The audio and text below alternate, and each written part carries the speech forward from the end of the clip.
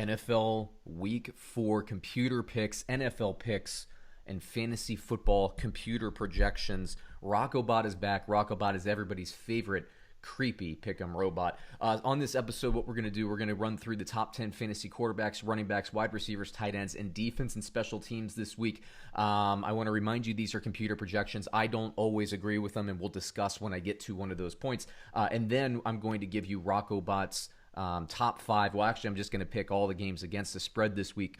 I want to remind everybody, I did play WestGate last year. I'm not playing WestGate this season. I'm not playing WestGate because of the COVID oddities. I don't want to get in a situation where, for example, Houston and Minnesota are going to play in Minnesota had their offices and their practice facilities and all that stuff shut down for at least part of the week. I don't want to deal with that throughout the season. There's too much variance, so I'm not playing in them. And because of that, I'm just going to go ahead and throw up RoccoBot's picks just for the heck of it, just for fun. So let's just dig right into the top 10 fantasy football quarterbacks projected by RoccoBot this week. You got Aaron Rodgers, Russell Wilson, Matthew Stafford, who I love as a daily fantasy sleeper, Dak Prescott, Patrick Mahomes, Ryan Fitzpatrick, also somebody you could scoop up off of waivers. If Tannehill or if Roethlisberger were your quarterback this week, you're screwed. You could pick up Ryan Fitzpatrick from waivers this week. I think he's a good play. Josh Allen, Cam Newton, Joe Burrow, Lamar Jackson. You'll notice that neither Brett Rippon nor Sam Darnold made this list, and I think that's probably a good thing. Although I did like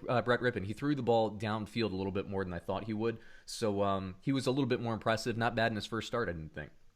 Top 10 defenses. Baltimore versus Washington, Indianapolis versus the Nick Foles-led Chicago Bears, Tampa Bay versus the Chargers. The New England Patriots make this list even though they play the Kansas City Chiefs. Me personally, I sit them. I think that's too much of a risk. The the New England Patriots, part of the reason why their defense is so good is because, first of all, they generate turnovers and score on a lot of those turnovers. Their defense and special teams are great at flipping the field, and then they also sack the quarterback. Kansas City's just a little bit too good at taking care of the ball, and obviously they score points, so I'm a little bit nervous about them. If you want to play them in your fantasy leagues, that's fine. Daily fantasy, I think that would be a mistake to buy them. I had Denver at number 5. They gave up more points than I wanted to, but if you look, they had like 6.5 sacks. They had like a turnover, I think maybe a turnover or two. I could be wrong on that, but the Denver defense, I thought, played pretty well. The Los Angeles Rams, who I think could shut out the New York Giants this weekend. Washington versus Baltimore. Look, the projections say that Washington's going to sack the quarterback quite a bit. And basically, yes, they're going to give up points, but they'll make it up in sacks and turnovers. I don't agree with that. I would sit Washington this week. I think they're a great season-long play, but if you're playing Baltimore, I just don't like it. New Orleans versus Detroit. Again, this is one I'm a little bit concerned about because I think there will be points. But again, New Orleans, they stack the quarterback, so that's not too bad. Seattle versus, who are they playing? They're playing, not Atlanta. They went through them. I forgot who Seattle is playing off. It's Miami. There you go. Seattle versus Miami, I think they'll do all right. Ryan Fitzpatrick, although I like him as a quarterback, he does throw interceptions from time to time. And then Kansas City versus New England, I like that a little bit more. Cam Newton's more prone to throw the ball up every now and then and take a sack. Wide receivers, top 10, Calvin Ridley, number 1. DeAndre Hopkins and Devontae Adams, both questionable, numbers 2 and 3. Tyler Lockett. Cooper Kupp is number 5. I have him on my team. I'll go ahead and start him. I didn't realize his projection was that high. Devontae Parker against Seattle, I think, is a great one. Robbie Anderson, Will Fuller, you'll have to count on his hamstrings to make it through a game. Kenny Golladay, I think, gets better and better as the season goes on. I liked what I saw from him. I was a little concerned about the hamstring, but he looked pretty explosive off of it, so I'm happy with it. And Tyreek Hill, yes, I know he's playing New England. Yes, I know they're going to bottle him up, but it's hard to bottle him up for an entire game. Tight ends, top 10. Here's where you know that I'm not making things up. Thursday night, Noah Fant was projected as the number 1 tight end. Those touchdowns went to Patrick and Judy. Nothing. Although Fant had decent catch total, not a ton of yardage. Certainly, he's not going to be the number 1 tight end this week. So there you go. That's how you know I'm being honest about this stuff. George Kittle, Darren Waller, Robert Tonyan as a waiver wire scoop and play this week. Mark Andrews, Travis Kelce, T.J. Hawkinson, Hunter Henry, Rob Gronkowski in the top 10, and Dalton Schultz. That's an interesting one for Dallas. There should be a lot of passing in that game. Dallas is moving the ball through the air very, very well. If they can get their defense right, Dallas could be a scary team as we move forward into this season. Top 20 running backs. I always like to do 20 because running backs so important. In order, Alvin Kamara, Aaron Jones, James Robinson, Dalvin Cook, Mike Davis, Jonathan Taylor, Austin Eckler, Raheem Mostert. There should be a Q next to his name. He's questionable. I have doubts whether or not he'll play. Kenyon Drake, Chris Carson. He is also questionable. I don't see a lot of craziness on this, although you might disagree with Mike Davis. I don't. I think he gets you about 80% of what Christian McCaffrey would. They still run the ball effectively, and he can still catch out of the backfield. I like Mike Davis. Number 11, Nick Chubb. Then you got David Johnson, then Todd Gurley, Kareem Hunt, Clyde Edwards-Helaire, even against the Patriots. Nyheim Hines is an interesting one. Daily fantasy more so. I just picked him up off of waivers in my league. He had a kind of a rough week 2, rough week 3, but I think this week against Chicago, Indianapolis is going to have to use the backs out of the backfield more. Rivers will have less time to throw than he has in recent weeks. He's going to dump the ball off more. Jonathan Taylor and Nyheim Hines from the Colts are on this top 20.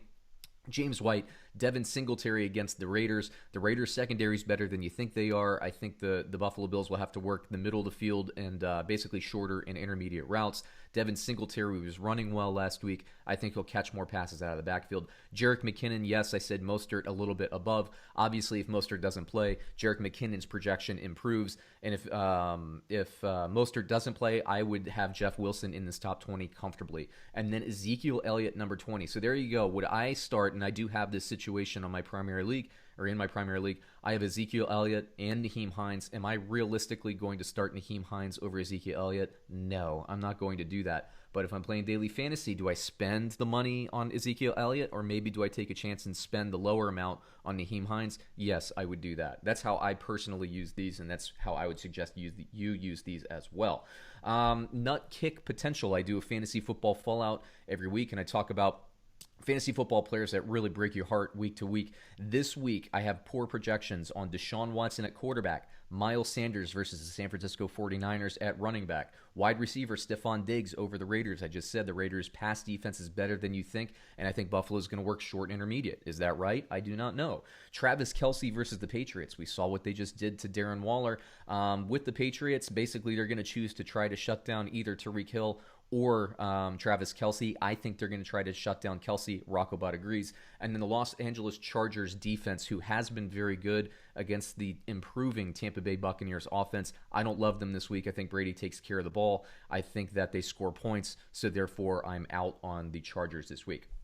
Let's move it over to the RoccoBot NFL game picks for week 4 against the spread. Before I get rolling, I want everybody to understand this. I'm not betting money this year. I don't suggest you bet money this year either. I am not endorsing RoccoBot's picks. I'm giving you his computer projections. Never, ever, ever gamble illegally. I do not condone that. Don't do it. That would be stupid.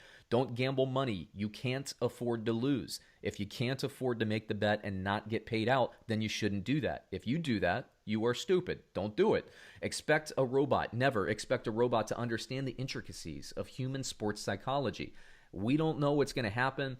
By the way, we don't know what's really going on with home field advantage this year. It's just goofy. I'm not playing. I'm not endorsing you play either. If you take these bets and you place them and you lose, don't come crying to me. I'm telling you not to do it. I'm just putting these out there for fun, and don't, once again, blame me. I'm not telling you my picks. I'm sharing RoccoBot's picks. But let's look at the history.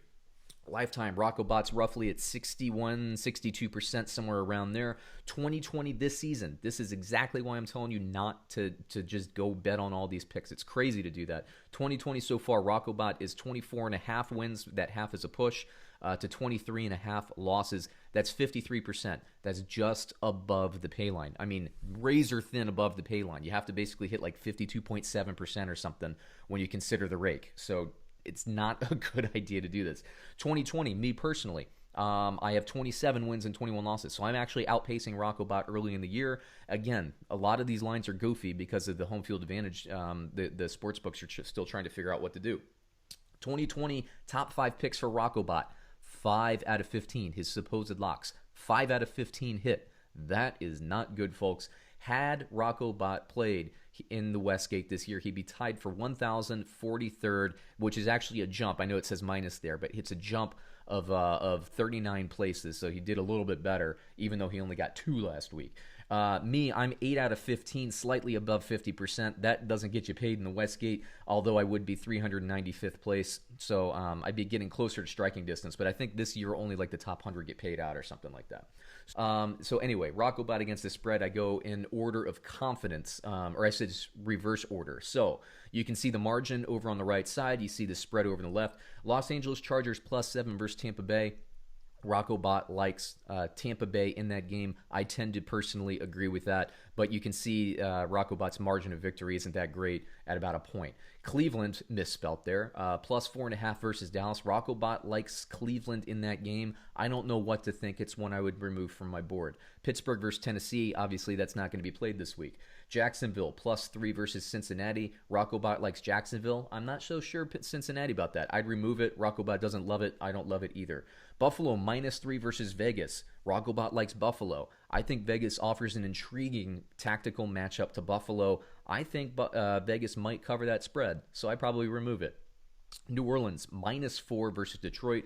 RoccoBot likes New Orleans. Keep in mind, though, Galladay coming back, it gives Detroit just a little bit of extra juice and a little bit of extra fire, so I don't know. Baltimore -13 versus Washington. RoccoBot likes Baltimore. Hard for me to disagree given Washington's offensive futility. Seattle -6.5 versus Miami. RoccoBot likes Seattle in that game. We'll see. It's a big line, but I'm glad it was under 7. I tend to go towards Seattle in that one myself, but, whatever. I'm not placing money on it. New England +7 versus Kansas City. I'm staying the heck away from it. RoccoBot likes New England. And New England, I think Belichick is like 85% covering a spread when he's an underdog, so keep that in mind as well. Arizona -3.5 versus Carolina. RoccoBot likes Arizona. Indianapolis -2.5 versus Chicago. RoccoBot likes Indianapolis. This is for me. I don't know. The switch to Nick Foles, I probably just stay away from it entirely if I was doing it. Denver, by the time this game was played, got bet down to 0. Earlier in the week, I think Denver opened up as 3-point favorites. A lot of money went over to the Jets. By the time this was played, Denver was ±0. It was a pick'em. RoccoBot liked Denver, and you can see now we're in the top 5 picks for RoccoBot, which is basically the picks that he would have entered into Westgate had he played. But Denver +0 covered last night. Again, I know it's easy to put this out there in retrospect, but you saw that I had RoccoBot labeled as a 5 for 15, right? It's I'm not touting his numbers. New York Giants versus the Rams. Giants +12.5. RoccoBot likes the Rams. Minnesota +4.5 versus Houston. RoccoBot likes Minnesota. That one gives me a little bit of pause, to be honest with you. Philadelphia +7 versus San Francisco. RoccoBot likes San Francisco. Atlanta +7 versus Green Bay. RoccoBot likes Green Bay there. Hates Atlanta's defense. So there's a full week of picks. I want to remind everybody, I don't always agree with RoccoBot, okay? I don't always agree with RoccoBot, and so I'm not endorsing these in any way. Never bet money that you can't afford to lose. That would be irresponsible and stupid. I do not condone that. I'm all about fiscal responsibility. Play responsibly, everybody. So there you go. There's a full week. We'll be back next week, and we'll talk to you then. Thanks, everyone.